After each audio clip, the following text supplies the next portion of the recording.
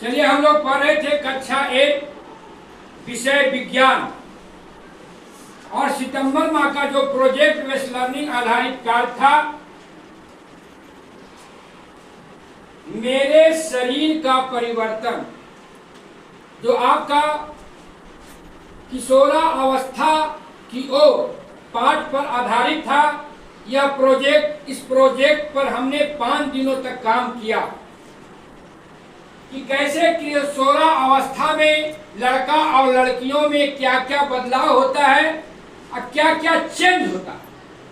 और जैसा आप लोग को बताया गया था कि किशोरा अवस्था मानव विकास का सबसे महत्वपूर्ण अवस्था है और इसमें मानसिक, शारीरिक और सामाजिक रूप से पूरी तरह से विकास होना है। अगर आप किशोरा अवस्था में बेहतर ढंग से अपने आप को अगर रहते हैं तो आप सच्चे में एक अच्छे इंसान बन सकते हैं। अगर किशोरा अवस्था में जिसका लालन पालन देख रेख नहीं होगा, उसका क्या होगा, आगे का समय गड़बड़ा जाता। इसलिए सरकार का भी उद्देश्य है कि कैसे जो हमारे किशोरा अवस्था है, किशोर और किशोरियां जो कल का भविष्य है, उसको किस तरह से हम जो है उसका लालन पालन करेंगे। कई तरह के कार्यक्रम चलाई जाती है कि बच्चों में कैसे जागरूक होगा, उसको जानना है। इसलिए जानना है कि किशोरा अवस्था जहाँ गड़बड़ हुआ तो क्या होता है, बहुत गड़बड़ हो जाती है। इसलिए कि किशोरा अवस्था ही तय करता है आगे की रास्ता। आप अभी जो किशोरा अवस्था में सोचिएगा, वो आप निश्चित बनिएगा कि हम डॉक्टर बनेंगे, कि इंजीनियर बनेंगे, कि मास्टर बनेंगे। इसलिए आप लोग को पूरी तरह पढ़ाया गया।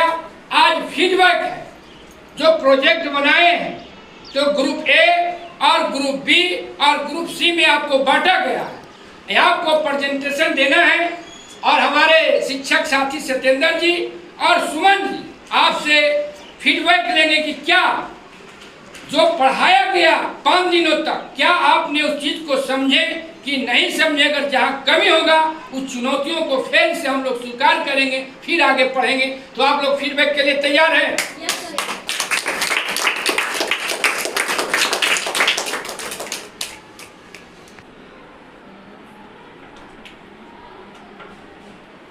के लिए जोरदार ताली बजाइए। इस प्रोजेक्ट के माध्यम से आप क्या दिखाना चाहते हैं? प्रोजेक्ट बेस्ड लर्निंग के तहत विज्ञान में हमें दिया गया था मेरे शरीर का परिवर्तन, उसी के आधार पे हमने प्रोजेक्ट बनाए हैं। अच्छा, ये आपको किस अवस्था के परिवर्तन के बारे में बताया गया? किशोरा अवस्था के। किशोरा अवस्था के परिवर्तन, क्या क्या परिवर्तन होता है इसमें? किशोरा अवस्था में पहले लड़कों का परिवर्तन देखते हैं। जैसे हम लोग किशोरा अवस्था में प्रवेश करते हैं तो हम लोग के शरीर में बहुत से परिवर्तन होते हैं। जैसे पहले लंबाई का बढ़ना, फिर वजन का बढ़ना, चेहरे पर मुहासा, हमारे मूंछ दाढ़ी भी आ जाती है। फिर आवाज में भारीपन, हमारा आवाज, लड़कों का आवाज भारी हो जाता है। उसके बाद लिंग हार्मोन का वृद्धि, लिंग हार्मोन में वृद्धि हो जाती है। लड़कियों में परिवर्तन होता है, उसके बारे में बताइए। लड़कियों में लंबाई का बढ़ना, लड़कियों में लंबाई जल्दी से बढ़ता है। उसके बाद वजन का बढ़ना, हम लोगों का जो वजन होता है फिर वो बढ़ जाता है। स्तन का विकास, कूल्हों का चौड़ा होना, हमारा जो कूल्हा होता है वो चौड़ा हो जाता है। और सबसे इम्पोर्टेंट बात, जो हमारे शरीर में जो मासिक आता है वो होता है, जिसको हम लोग इंग्लिश में पीरियड्स कहते हैं। आवाज में क्या परिवर्तन? आवाज हमारा मधुर हो जाता है। आवाज तीक्ष्ण, लड़कियों का आवाज तीक्ष्ण हो जाता है, लड़कों का आवाज भारी हो जाता है। ठीक है, आप बहुत अच्छी तरह से इसको समझे हैं। चलिए, और ये क्या से आप लोग क्या दिखाना चाहते हैं? किस चीज का मॉडल आपने बनाया है? स्त्री जननांग और नर जननांग, ये लैंगिक जनन, इसमें लैंगिक जनन के बारे में है। सेक्सुअल रिप्रोडक्शन, सबसे पहले हम ये समझते हैं, ये है नर जननांग, इससे शुक्राणु निकलता है और अंडाशय से अंडाणु निकल के अंडवाहिनी में जाता है। और नर जननांग है और दोनों यहाँ पर संलयन होते हैं। संलयन के द्वारा निषेचन की क्रिया होती है।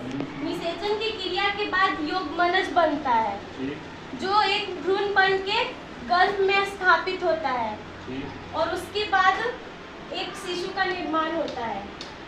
शिशु का निर्माण कितने दिन में परिपक्व हो जाता है? 9 महीने में। बहुत अच्छा, बहुत अच्छी तरह से आप इसको इस प्रोजेक्ट के माध्यम से, इस मॉडल के माध्यम से आपने बताया। आप इस पाठ को बहुत अच्छी तरह से समझे। ये जोरदार ताली है।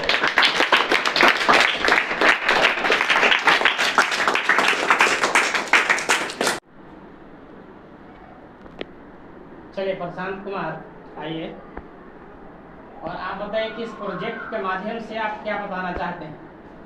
इस प्रोजेक्ट के माध्यम से हम अलैंगिक जनन सेक्सुअल रिप्रोडक्शन के बारे में बताना चाहते हैं। अलैंगिक जनन में एक ही जन्म शामिल होते हैं। यह है हाइड्रा।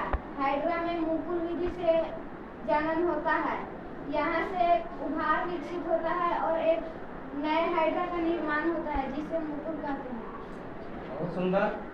और इधर आप बताइए, तो इधर भी कुछ जो है आपने प्रोजेक्ट का काम भी किया है, इसको बताने का यह प्रयास है करें।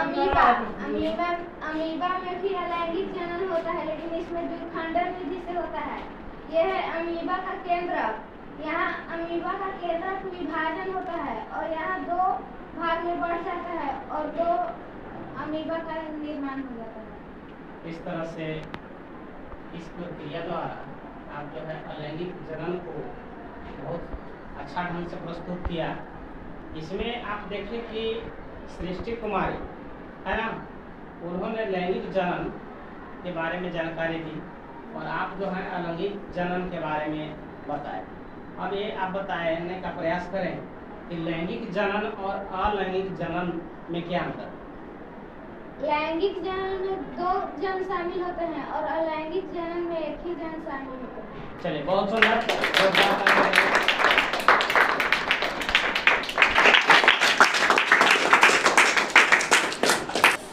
ग्रुप सी के लिए जोरदार ताली बजाइए। चलिए, आप सीमा कुमारी बताइए। आप भी आ जाइए, इससे खुशी भी आ जाएगी। आप जो है इस चार्ट के माध्यम से क्या बताना चाह रहे हैं? फीडबैक हम बताना चाह रहे हैं मानव में लिंग निर्धारण किस प्रकार से होता है। स्त्री और पुरुष में 23 जोड़ा गुणसूत्र होते हैं और जो 22 जोड़ा गुणसूत्र होता है स्त्री और पुरुष में दोनों में तो मिल जाता है, मगर एक जोड़ा गुणसूत्र X और Y पुरुष में होता है जो नहीं मिल पाता है। तो X और Y जब मिलता है तो लड़का होता है। अच्छा। और X और X जब मिलता है तो लड़की होती है। बहुत सुंदर। देखा, जैविक क्रिया है। बेटा और बेटी में महिलाओं का दोष नहीं है। तुमने अच्छा संदेश दे रही है। जोरदार ताली से आपका